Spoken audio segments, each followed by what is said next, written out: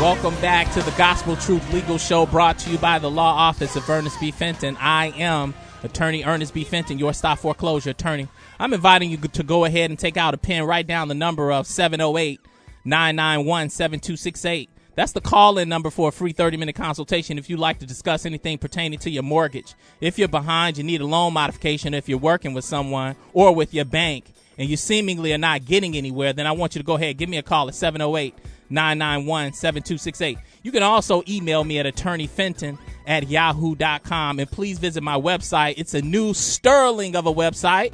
It's called www.attorneyernestfenton.com, and that's ERNESTFENTON.com, attorneyernestfenton.com. All right, today's subject, short sales. I'm getting a lot of people in my office, and they have investment properties, and they're underwater. And what I'm finding is that they are dissipating their savings, their 401k.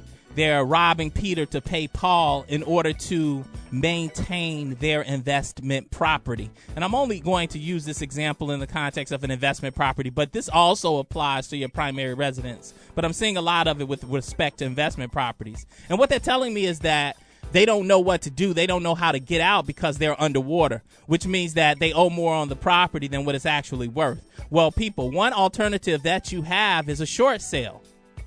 But now, next question becomes, well, Attorney Fenton, there are so many properties on the market. One, because there are a lot of people like me trying to get out, but also because banks are foreclosing on properties, and they're also placing the properties on the market for sale. So how is it possible that I'm going to be able to sell this house, and this is my example, that I owe $150,000 on, and it's only worth $80,000? And people, this is not sort of some crazy example that I'm providing. I mean, $150,000 is what's owed, and it's only worth $80,000. I've had or done transactions in the past several months whereby the person owed $300,000 on a multi-unit on the south side of Chicago, and that property was sold for $40,000. So people are $30, $40, $50, more than $100,000 underwater, but yet still, there's still some hope. You can still sell that property with a short sale. It's being done. There are investors out there who are sort of sapping up those properties. And I don't want you to wait until the last minute and then start, scrambling to come up with a resolution. Also, remember this. This will be a part of my word of the day, but I do have a word of the day for you. Please, please, please, please do not sink your ship trying to save your tugboat. Okay? The bird, you remember the saying, a bird in the hand beats two in the bush? Listen, your bird in the hand is your home. You must, but let's just say must. You must protect your home. Please do not compromise your home trying to save an investment property. Now, I can't tell anyone not to pay a mortgage, but what I will tell you is to do something ahead of time. Don't wait until the 9th or 10th hour, and then you're scrambling, and then you're running and filing a bankruptcy, which oftentimes is not going to be the resolution. So, one option you do have available to you is a short sale. Next question, what happens if I short sell that property? Am I going to be liable for the difference in the amount that I owe the bank and the amount that they actually received?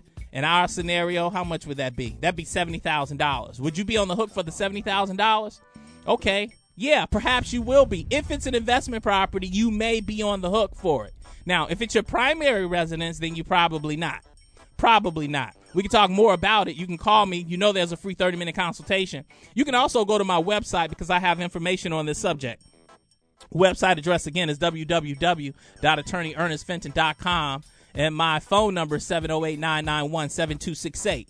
Now, in the scenario, it's your investment property. You sold it for $80,000. It was worth $150,000. The bank was shorted $70,000. That is, they didn't receive $70,000 of the $1,000 that they should have received. Now, what typically will happen in that scenario is the bank will just write that debt off. They'll write it off. I guess they presume or suppose that if they weren't able to collect $1,000 or $1,200 a month from you as a mortgage payment, then what's the likelihood that they'll be able to collect $70,000 from you? So what they'll do most likely is write that debt off. They'll report it to the IRS. The IRS will do something called impute income to you. It's called imputed income. And then the IRS will typically tax you on those monies. Now, at this stage, what do? Well, what you do is get yourself a good accountant if you are taxed by the IRS on this imputed income, because what I imagine that is that you've spent a lot of money rehabbing the property. You've probably expended resources paying the mortgage. You've probably lost some rent. So you may be able to offset the tax liability from the short sale by the losses that you had in the investment. I have a great accountant that I work with. So if you need a referral to an accountant for this situation or a like scenario, I want you to give me a call again. Or also, with respect to the website, don't just go to the website to get information. You can go to the website and there's a comment section. In the comment section, go ahead and type your question. Or if you're looking for an accountant or a realtor, because of course you need a realtor to sell the property most oftentimes, although you can sell it yourself. If you need a realtor referral, then I can provide those referrals as well. And now that I'm talking out loud, I think what I'll do is I'll post referrals on my website.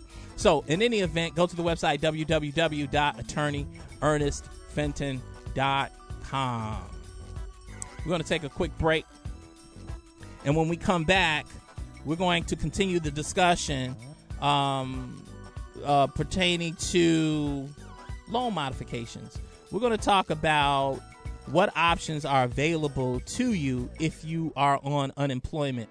I'm getting a lot of people in my office who are coming in and they're telling me that they desire a loan modification, but they're on unemployment. I'm going to tell you if that's possible or not when we come back. It's going to be a very short break.